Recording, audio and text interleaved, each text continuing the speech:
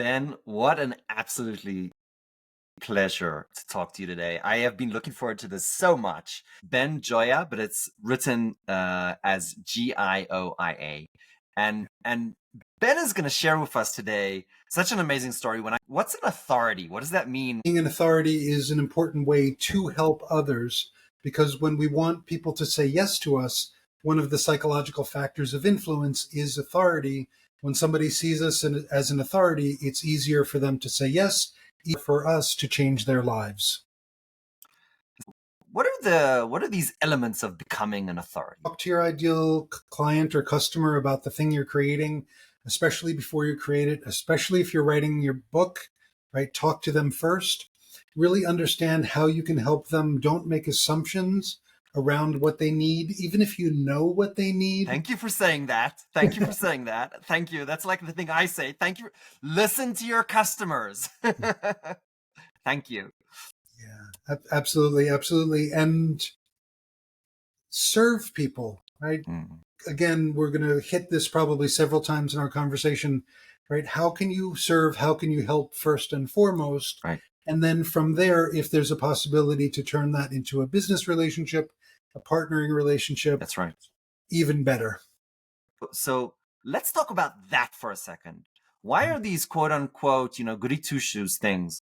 Why do they actually generate value? And I'll prompt you for the next question. How do you not get abused? Yeah. The good stuff cultivates trust, and trust helps people say yes to us. Trust is memorable, right? There's that resonance from my heart to your heart, right? And you're going to remember to introduce me to other people from that experience. Even if you don't remember exactly what happened, you're going to remember that feeling and go, you know what, you got to meet this guy, Ben, right? Because he left me with such a warm feeling and such a wonderful experience. Can you give too much? I think you can give too much sometimes in two respects. One is that if you keep giving without asking for something in return, right, people are just going to keep assuming that you're just going to give. And then when you do ask for something in return, then they put up a wall or some resistance because now you're not acting like you normally act. Really, you want a relationship to be reciprocal. And if they don't want to give after you've given, then maybe would you say that's an indication that maybe you don't want to discontinue the relationship? That certainly can be. I mean, I think it's worth an exploration of why they don't want to give in return. I mean, maybe there's something you don't understand.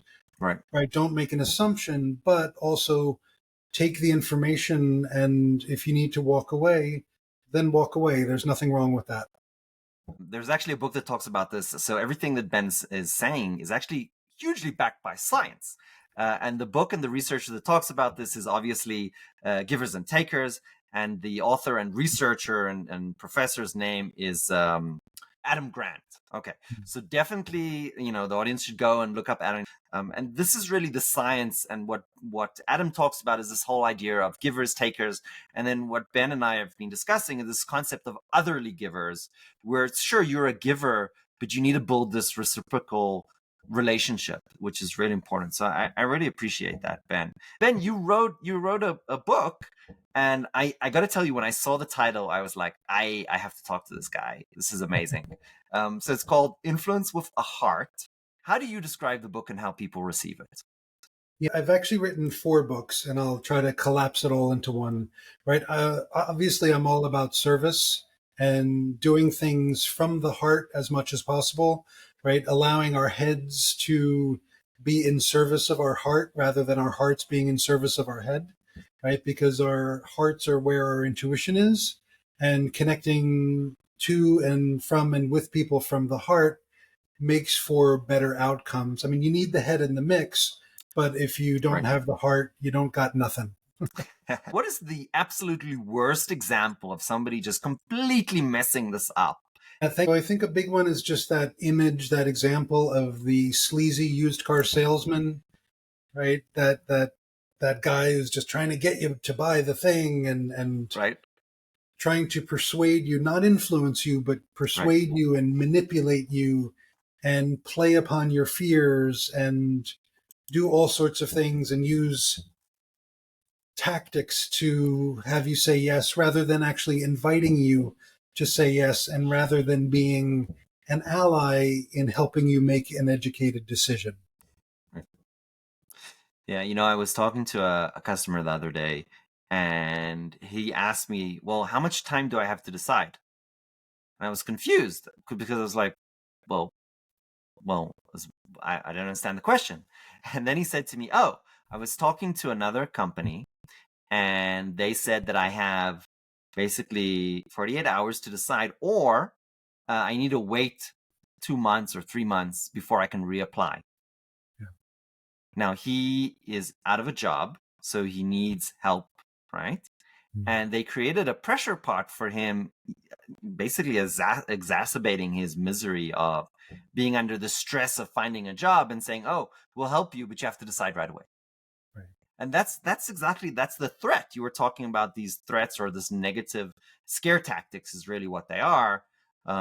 Using scare tactics to influence. So my comment to him was, if people are using scare tactics to force you to make a decision, maybe that's a red flag. Would you agree? I would totally agree with that. Yeah, the in this day and age, there's no need. There was never any need to do any of that, but it became a lot of the behavior that a lot of people participated in, and that seemed to be the way to do things, and that's what people learned and people taught each other. And we don't need to do that anymore. There's no need to be in competition, right? Cooperation really is the only way to go moving forward. Right. Negativity bias.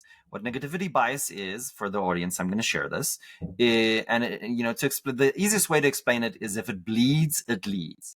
And that's the thing that comes from media and news media, and what they say is like, oh, if it's gory and negative and there's bleeding or blood, then it leads, right? Because it's going to catch on. And the psychology behind that is that, oh, people pay more attention to the bad stuff. So I wanted to give you a little bit of a hardball here and say, but hold on. We know the research shows that negativity is more salient, means it gets more attraction. Okay. I wrote a post saying, oh, the CEO, this is real. I wrote a post saying the CEO of some company should be fired. It went viral. I write a post about how Rotary in Highlands Ranch, does a great project building a library in Costa Rica. It gets 10 views. So we want to do good, but we know that people care about, if it bleeds, it leads. How do we consolidate these two thoughts in our minds? Yeah, there's several aspects to that. One is that we have to try and practice, and it's not going to be solved overnight. The other one is to honor that aspect of bleeding and leading, in that we have the negativity bias, right? We have survival instinct, and sometimes we need to speak the hard truth, the painful truth, and give voice to that from a place of integrity to show somebody we get where they're at, right? And then when they start paying attention, start listening, start reading, then we can go, yeah, we know you're in this ugly, difficult kind of place, but you don't have to stay there. Let's show you what's possible. I see this guy on LinkedIn saying, oh, it's a great month. It was December. Great month to find a job. No, it's not. So I ran an R script. I wrote some software that, it was 20 lines, but it took 20 years of Bureau of Labor statistic data that showed that November, December are the worst months out of 20 years, out of like 16, 17 years. Worst month ever. Not a month, the top 5, the worst month. And I'm like, no, what you're saying is wrong. And I now don't believe anything you say. So it's so important what you're saying, right? And it connects back to your main theme of authority, right? If you're speaking from the heart, if you said integrity, if you're saying what you're doing what you're saying, if you're speaking your truth and you're being kind in the process, right? Maybe you'll get a few less views, but you're building a brand and an authority, and that's lasting. So that's absolutely wonderful. Tell me about how this goes very well. So what are the examples of people who do this? Talking to your ideal clients about their challenges and goals and dreams, and using their language is one of the most powerful things that you can do, right? Honoring their experience with the words that they're using is a complete game changer. And this is something I teach my authors, right? Speak to people in their language, and they will assume that you either have the answer or can help them get to the answer. You know this obviously, but politicians are the masters of this. So Yes. when they're doing their road trips, based on where they are in the states, they'll suddenly, they'll pull out the y'all, right? Suddenly they'll have all these local expressions that they just, you didn't say that when you were in Florida, or California, sorry. Where'd the y'all come out of? What are more methods of personalization that our audience can tell better stories and from the heart? What can they do? So use people's names. Very, very Wonderful. important. Right? People love to hear their names. Ask people questions. Sometimes I'll talk about empathy and people get hung up of like, well, how do I use empathy and how do I integrate empathy? And I'm saying it's really easy. Tell people your story and ask people to tell them your story. Yes, And you go right to empathy in both directions. that's right. That's right. All you need to do is open your ears and listen, right? Yeah. Um, so you've had an amazing journey, Ben, and it's somewhat unexpected journey. I used to do all sorts of drugs and party, party, party, and probably a good decade and a half. And I found my way to rock bottom, my version of rock bottom. And I remember stepping out of my workplace, looking at the sky and saying, I just want to be free. And something clicked in my head. I had been to India one time before, and I was like, I know, I'll go back to India. Right. So I went back to India and had this very interesting experience of hiking through the Himalayas for 9 days with blisters on my feet. Right. There's a whole backstory to that. But the two big insights were one, all of that pain kept me in the present moment for 5 days Mm, straight. And suddenly I went, oh crap, the present moment. This is what they're talking about. This is why this is so powerful and impactful. And the other big thing I discovered was the difference between pain and suffering, right? Pain mm, is part of our experience, but suffering is the stuff we add, the optional story, all that other, just throwing it out of whack. So those two foundational bits, plus discovering meditation while I was in India, really helped me turn my life around. And I integrate everything that I just said into my book writing processes now. Yes, okay, that sounds stupid. I'm in pain. How am I not suffering? right. Great question. So I'll give you my example. So I'm hiking through the Himalayas with blisters on my Achilles tendons and hiking for 6 or 8 hours a day, right? And ow, ow, ow, ow, and it hurts. And for the first 5 days, I'm really mad at myself because I didn't go to India with new boots, right? So I'm Right. like, you're such an idiot, and no wonder you were like on drugs, and you're such a fool, and what an ass, Self-deprivation, and right? all that Yeah. stuff, all that stuff. And then day 5 or 6, I look at the mountains around me. I'm like, oh my God, everything's so beautiful. And This I'm is still, my feet hurt, but right. everything's so beautiful. I'm like, what's the difference? Right. And some of it was the present moment, but some of it was that distinction where Right. I wasn't giving myself a hard time for the pain.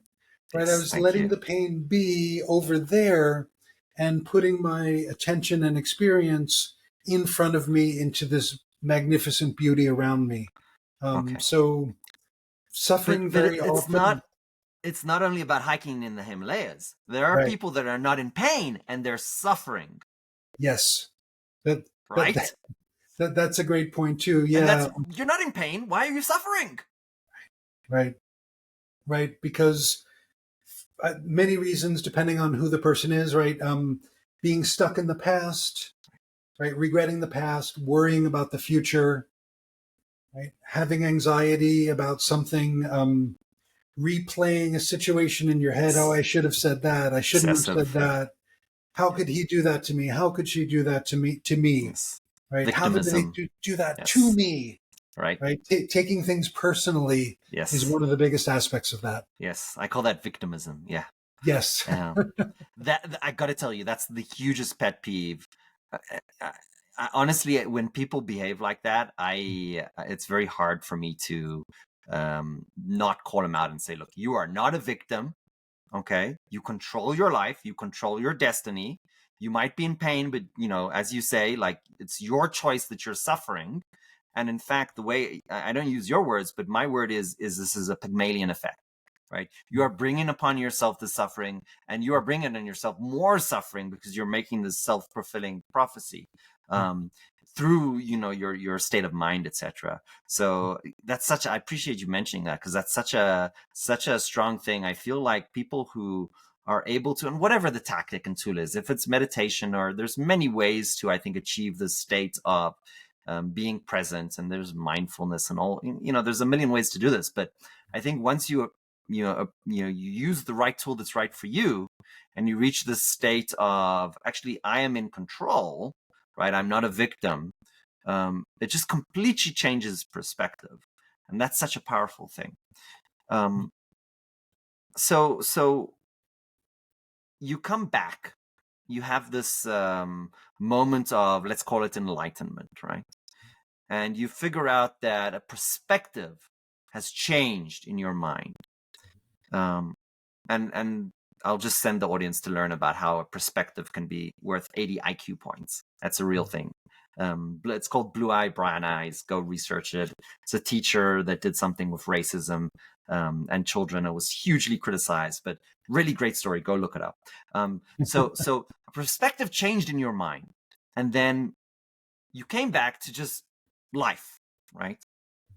What happened then? How did that transition into normal life? Yeah, thank you. So normal life wasn't quite normal anymore, which was good, right? Because it helped me understand that there's more going on all the time, so much more than we can possibly even conceive of. And for me, that understanding I found really empowering, because even though I don't really have a clue what the heck's going on around me, I don't have to worry about it so much, right? I just remind myself to just sit back and watch as much as I can, and not get personally involved. And this takes practice, right? It still takes practice, but stepping out of, trying to control something, trying to make something happen or not make something happen. I don't really do that anymore, and that has really changed my life and changed my business. Isn't that ridiculous that you gain more control by relinquishing control? That's so counterintuitive. Yeah. So this is amazing. And then this experience really, you pivoted in your whole life due to this experience. And I wish everybody could just gain what you gained, which is really self-awareness, right? It's such a powerful tool for growth, really, is what it is. You became and it probably didn't start at that moment, but you're now a book coach, you're a strategist and publisher advisor. You help people establish really reputation and authority. Tell us more about what you're doing today and how you help people. Yeah, thank you. So I help folks write books, and if they do what I say, they can have a first draft done in about 5 weeks, because I do some really optimized processes. I'm the first one. Wait. Anybody who knows anything about book writing knows that 5 weeks is ridiculously short. Yeah. How the hell do you get a first draft in 5 weeks? That makes no sense to me. Gotta share your secrets with us, Ben. This is not gonna let you off the hook here. Absolutely. My pleasure. My pleasure. So first and foremost, to repeat the theme, talking to one's ideal clients about the book you're writing as you're writing it, to understand the lens for the book, the language for the book, really helps you orient what to include, what not to include, what stories to include. So that's a huge time saver right there. Number two is to use a book outline. I give all my authors an actual outline. Put the stuff in the places. Don't think about the logistics. Put the things in the right places. I'm also a big fan of dictation as part of the process, because when you dictate, you can speak about 600 words in 4 minutes, right? And 600 words is 2.5% of a 25,000 word book. Oh, wow. Yeah. So very, very quickly, you can get to that goal. And the other great thing about dictation, which I'm such a fan of, is that when you speak, you're using your authentic voice. You're not thinking about the words. Right. You're not thinking That's about right. the punctuation. That's right. You're not second guessing. I love this. look, I don't think people are appreciating what you're saying here. But when we think about authors working, they went to some cabin in the woods. They've got a typewriter for some reason. I don't know why, and they're agonizing themselves, and then they have writer's block for months, and then they're doing God knows what to overcome writer's block, everything but right. And we kind of see this as a very difficult process. And yet you're giving these, honestly, I've never heard anything like this that Ben has mentioned. To me, this is all new. Um, this is borderline genius, right? You're saying just be authentic. As you say, lead with your heart. Just say your truth and just say it. Don't write it. So you're not using the logical filters to stop yourself. And then have an outline. Know where you're coming from, know where you're going. Ben, I got to tell you, this is brilliant. I love it. Thank you. So okay. So you know what? Now I believe you. I believe you. This is with everything you've said so far. This is an accelerator. This is great. So they're getting this first draft within 3 weeks. What happens after? Yeah, thank you. So we do some editing. I structurally edit with them, and I have the understanding of their ideal clients from the research they're doing. So I'm looking at their book as an advocate, both for their reader and for themselves. So is the book going to work for the reader? Is the book going to work for the Right. author? What Right. does that mean? Will the book work for the author? Yep. So is the book sharing the message that the author wants to share? And is the book positioning the author as an expert, an authority, a thought leader? And is the book opening the door for that person to say yes, to take a next step, to get on the email list, to join them on LinkedIn, to book a call, whatever that Amazing. case may be? Amazing. That's so important. So, you're giving value to the audience, but at the end of the day, right, this is not 100% selfless. There's a give and a get here. And then you're establishing reputation through sharing your truth. I love that. And then you're helping really with the icky stuff, which is all the editing and giving the holding the hand and the stuff that you don't necessarily want to be an expert in book publishing in order to publish your book, right? Like that's why. Absolutely not. Right. Don't fix your own toilet. Don't fix your own electric. Yeah. Don't learn publishing. You know what? I fixed my own toilet once, and I was like, after I did that, I was like, okay, I understand why paying, a plumber makes sense. Yeah. I did my own plumbing in the front yard. I did new piping for water, and I was like, I was at Home Depot 20 times that night, and I worked until after midnight. And I was like, okay, I have a deep sense of appreciation to the professionals doing this work. Deep sense of appreciation. You know what? I don't regret having that experience because I deeply value that appreciation that I now have. Sure.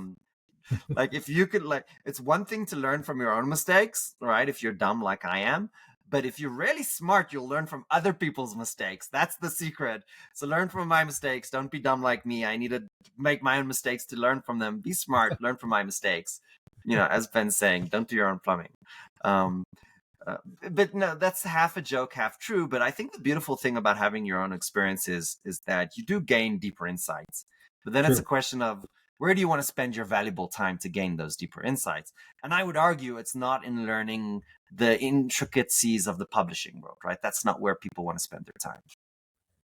Absolutely. Yeah. There's something like, depending who you talk to, 400 steps, 500 steps to publish a book the right way. Sheesh. Yeah, don't do that. Yeah. Right. Even if you can go to ChatGPT to tell you the 400 steps, do you really want to follow them? And like, what's your money worth? Like, what's your time worth? Like, Exactly. And even if you know the steps, are you going to actually do them right and do correctly? them in the right combination, in the right order? That's right. Right. So many layers. I wanna wrap up and ask, if you had to give one recommendation to our audience that will help them improve their lives and the lives of the people around them, what would that be? Meditate. Unhesitatingly meditate. If you're not doing it, meditate. If you're doing it already, do it more, even just a minute a day, right? Awareness of the present moment and cultivating that muscle, practicing that focus there is nothing like it in the world, in the universe, and it will change everything. And it's just really, really important to do it and not have expectations, right? It's kind of like you don't go to the gym and do some push-ups and be like, okay, I'm looking for my six-pack abs today, Right. right? It's just go do the thing, step back, keep relaxing. I teach my authors to smile when they meditate and lighten their minds, right? But just meditate, because it will affect positively every single thing in your entire experience. That's right. And I can't help myself. I have to always show the science behind the things people say. Your body and your psyche are connected, so the things that you physically do will affect your state of mind. So when Ben says smile, that actually has a loopback effect, which is incredibly powerful, and this is scientifically proven. Ben, what an absolute joya, what an absolutely joy to talk to you today. Sorry, I'm gonna get hate in the comments about my puns. What a pleasure, what a joy. Thank Thank you you. so much for joining us, and I think we can definitely have you back. This has been such a great experience. Thank And you. for those of the audience who want to reach out to you, because I think this is something. If you're a thought leader, if you want to become a thought leader, I think it's such a great opportunity. If you do it with Ben or anybody else, whatever, but let's give the audience how to reach out to you. Yeah, thank you. Influencewithaheart.com. Once again, influencewithaheart.com. You can see what I'm up to. You can book a call with me there. Happy to chat. No pressure at all, right? I am your ally in this. And it's a really good idea to write your book. Like, that's just true, right? So it'd be my honor and pleasure either to directly support you or point you in the right direction to help make your dream come true. Wonderful. Ben, thank you so much. I appreciate you today. Thank you. Appreciate it, Ari.